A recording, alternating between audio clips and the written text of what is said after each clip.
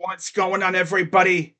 Crazy Dog back with my Browns Buccaneers Week 12 preview as Jacoby Brissett makes his final start of the 2022 season as he leads the 3-7 Cleveland Browns back into the dog pound to face off a guy who, once upon a time, Jacoby Brissett backed up in New England in Tom Brady and the 5-5 Tampa Bay Buccaneers. Now, you already know how these videos go. Before I get into the game, I talk about some news, maybe spread some propaganda or whatever about the team. But yeah, so I got some news to talk about regarding the Cleveland Browns. And the first piece of news is actually really awesome. Joe Thomas has been named a semifinalist for the Hall of Fame, class of 2023. Without a doubt, he's going to be a Hall of Famer. First ballot. Some people say, are you not going to be if he's been a Hall of Famer? Yes, he is.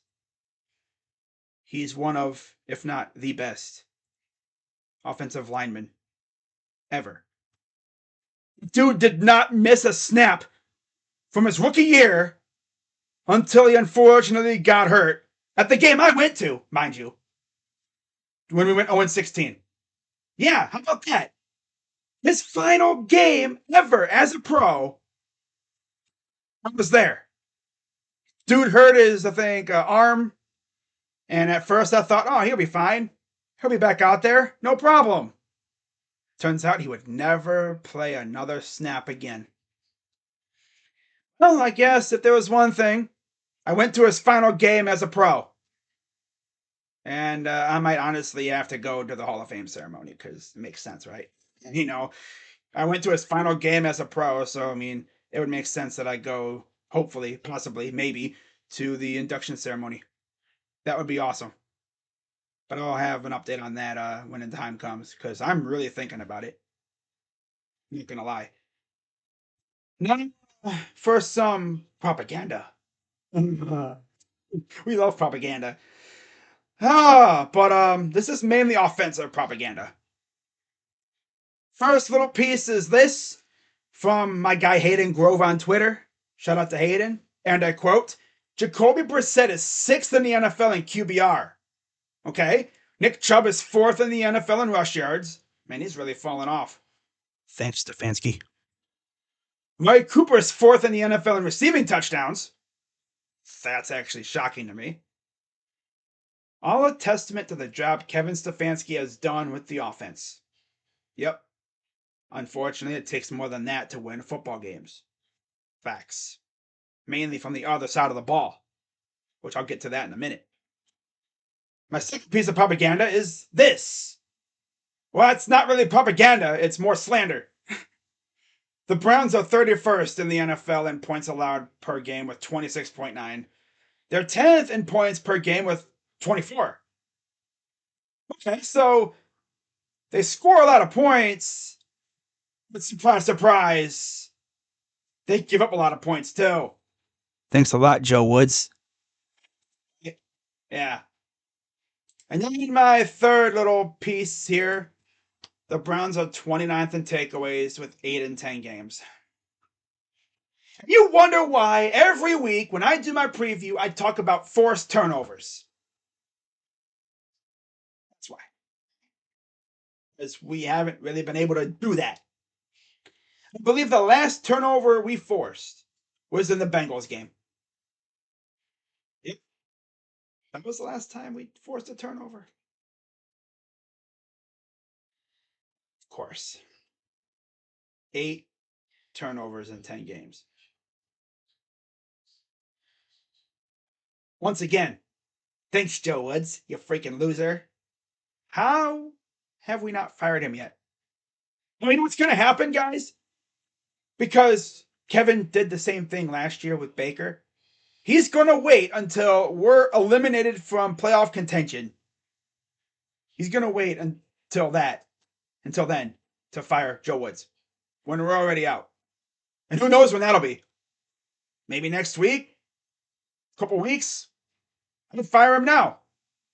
You know what that tells me? We're not in contention. You know? Because if we were still in the hunt If they still viewed this season as alive, they would have cut bait with Joe Woods to try to save the season. Because that's usually what they would do. But clearly, season's dead. They don't really care about it too much right now. Also, Andrew Berry has seemingly neglected the defensive side of the ball when it comes to signing guys to help fortify the roster. Because let's be honest, we should have seen this coming when the only freaking defensive lineman we signed was freaking Taven freaking Bryan. Like, that's the only guy we signed in free agency for the interior defensive front. And you're going to trade it for Chase Winovich, who has done diddly squat. At least, we had some decent draft picks. Isaiah Thomas has looked nice, although he didn't play last week for some reason. Leon Winfrey's been a troublemaker, it seems like. Dude's always seems to be breaking rules. My God. And now he's got a hand injury. And then Alex Sweet's been pretty good too. But we don't need pretty good. We need really good or great. And so far, the only guys that have been great on this team on defense, Myles Garrett, JOK's been really good. Jadeveon Clowney's been really good when he's been out there.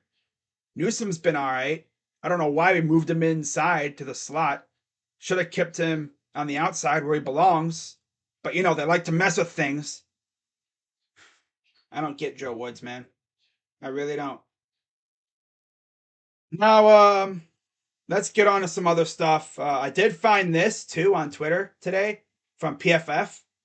Jacoby Brissett was the 8th highest graded offensive player in Week 11 with an 89.8. Wow. He was graded higher than Josh Allen. How about that? That's not really too shocking because Josh Allen was playing like Dookie in the first half and then everything fell apart for us and then they woke up. Simple as that. Before I get into my 3 keys and stuff, I saw this on my Twitter feed. Someone who screenshotted this circled a pretty shocking statement that Grant Delpit made. I believe this was on The Athletic. So you read that, and you read what the person who screenshotted this circled. It ain't working. Change it, he said. We don't change anything. Woods doesn't make adjustments. Of course he doesn't make adjustments. We can see that every freaking Sunday. Yeah, as you can see, the rest of it says, and I quote, safety Grant Delpit hinted players don't know their assignments. Defensive end Myles Garrett complained creating turnovers has been a lack of importance at practice. Another defensive player told me he's been frustrated by the lack of scheme changes. And yet Joe Woods is still here. 10 games into the season, frustration is boiling as guys realize it's already over. Even last season's tire fire hung in contention through Christmas. This season is over before Thanksgiving. It's crazy, isn't it? Then you look at how Baker's doing this year. The dude's now back up again to Sam Darnold. That's freaking sad, And there were so many people banging the drum saying, we should keep Baker. How's Baker doing now? Healthy Baker, too. Looking worse than he did last year. Even 2 years ago. My God. And here I was thinking he's an even-year quarterback. Well, it's 2022 and this dude still sucks. Wow. It'll be interesting to see what he does next year because he ain't getting no big money now. That's for damn sure. Him playing through that shoulder injury completely messed him up. Completely. I hope he didn't do a Cam Newton. Where he plays through an injury, gets worse, and then he's never the same again. That would suck. But yeah, as you can see, this little piece ends with Deshaun Watson should inject some life when he starts taking all the QB1 reps next week. But what does it matter? They're 3-7. It's over. A stunning and complete collapse of a franchise with too much talent on both sides of the ball.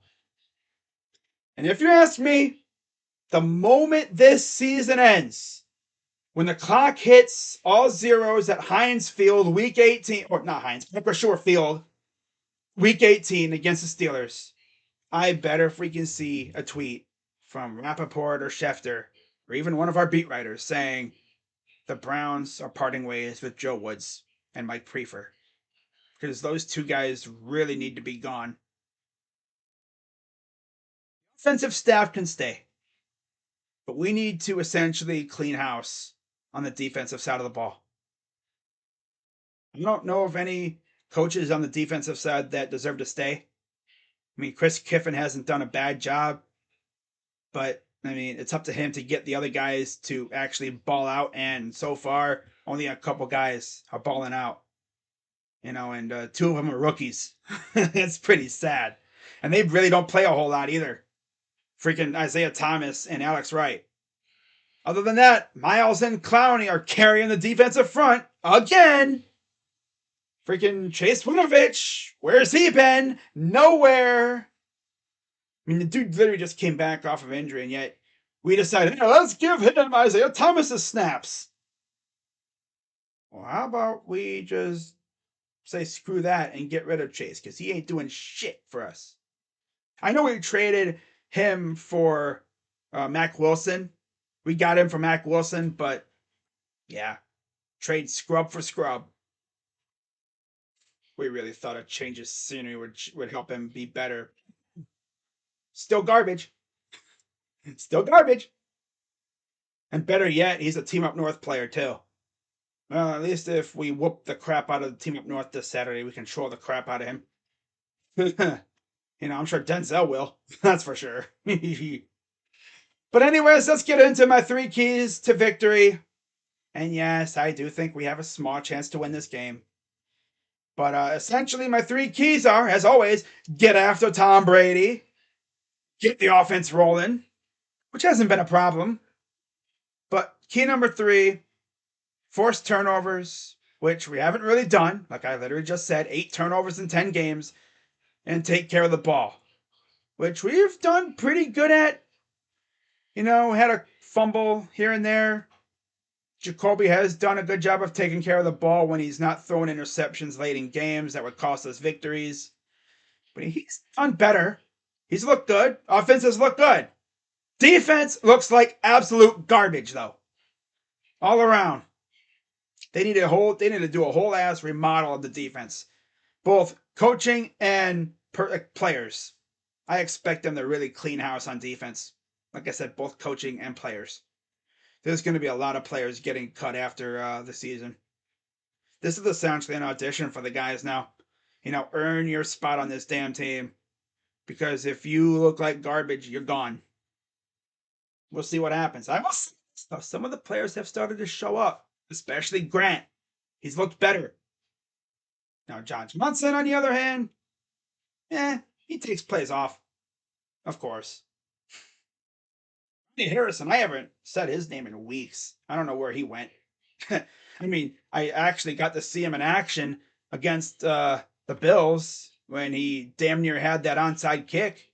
If he would have recovered that onside kick cleanly, that would have been awesome, because we would have had a chance to tie the game. But no, it goes off his hands, and then a Bills player knocks it out of bounds. There goes the game.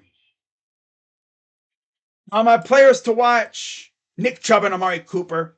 Amari had one hell of a game against Buffalo. I would love to see him go off again this week. And then Nick Chubb, he needs to go off because he had a dud performance against Buffalo. He didn't do a damn thing. 14 carries? Had like less than 50 yards or something. I think he had like 19 or some yards. It's like, wow, that's a rare dud performance from Nick. That's for sure. And the fact is, he didn't get hurt either. I think the only other times he's had dud performances are like when he gets hurt. He was healthy. He just didn't get nothing. The offensive line was getting asses whooped all over the place. Like, what is this? Bill Callahan, what am I watching with this O-line? Why can't we run block, dude? Damn. And what really killed me was we all saw the Bills essentially crowd the line of scrimmage. And what do? We still tried to run it. Didn't check out into a screen pass to where someone was going to be open. Nah, let's just run it into a brick wall. How'd that work out? Mm-hmm. And then, of course, you got the classic run the same play two straight times on third and fourth down. We love QB sneaks. Mm-hmm. Now, to be fair, Jacoby has done really well with QB sneaks this year, except you know, when they don't work. And then, of course, we tried to get cute again against Buffalo. Tried what was it, a wildcat thing? Failed miserably. Had a blocked field goal. Oh my God, that game was just bad all around. All around. I don't really want to talk about it anymore. Now, as for my prediction, I don't think the Browns are going to win this game. I think the offense will keep it close, but the defense will sell again and again and again. As I have the Buccaneers winning 27-21, and we're going to be 3-8 on the year. And then it's officially Deshaun Watson season, so we'll see what happens. Maybe we can go on a nice little run, instill confidence in the front office. Maybe that'll motivate them to get rid of Joe Woods, clean out the defensive staff and personnel and stuff, players, the locker room on the defensive side, remodel that area, especially up front. Maybe you could add a piece or two to the secondary, and then draft or whatever. And then get rid of Mike Prefer's dumbass too. For real, because he's a bum. He's a bum. I mean, I know. Oh yeah, he was with Kevin in Minnesota. Oh, he sucks now, so get rid of him. For real, he sucks. He and Joe Woods need to be the first two guys out the door once the season's over, packing their things out of their office and hitting the road. You know? But yeah, I got us losing 27-21. Offense, like I said, keeps us in the game, but defense sells again. And yeah, essentially, Jacoby Brissett will end his season with the Browns 3-8 as starter, and then it'll be Deshaun Watson next week against Houston. It would surely be nice to see Deshaun go out there and just carve up his old team. That'd be fun. I mean, I guess you could say it's good that his debut will be against a bad team, but we're a bad team too. Not to mention they have our first round pick. So see what happens. But that's gonna wrap it up for this one, guys. I'm Crazy Dog. Let's go Browns, and I'll see you guys tomorrow night for Cavs and Blazers. Until then, go Browns. I'm out. Fire Joe Woods. Fire Mike Prefer. And let's just try to, I guess, win a couple games. I don't think we're gonna go. I don't think we're gonna end the season with 3 wins. We're gonna win at least a couple more games with Deshaun. Heck, we might even win this game for all we know. Who knows? It's the way that the season's been. But of course, Tom Brady has been back to his old self ever since he got divorced. So I don't know what's gonna happen. But I'll see you guys tomorrow night for Cavs Blazers. Until then, go Browns, and I'm out.